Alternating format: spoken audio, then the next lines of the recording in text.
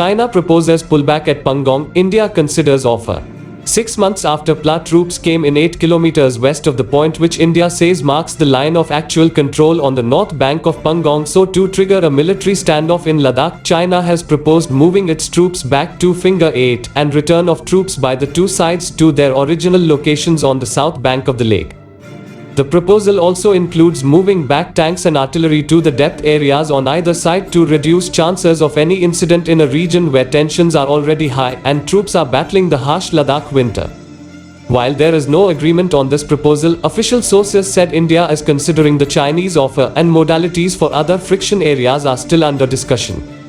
India's insistence on status quo ante of troops returning to their April locations and China's reluctance to disengage, especially on the Pangong North Bank, has had the two sides deploying thousands of troops, tanks, artillery and air assets in the region.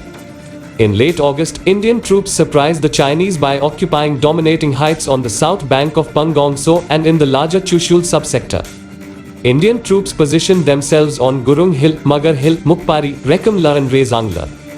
They now have direct view of China's Moldo garrison and the strategic Spamgur Gap, which can be used to launch offensives as the Chinese did in 1962. Indian troops also readjusted their positions on the north bank of the lake, occupying features to dominate Chinese positions on the ridgeline connecting Finger 3 and Finger 4. This scramble for heights led to warning shots being fired by the two sides.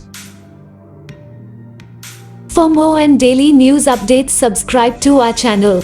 Stay home and stay safe.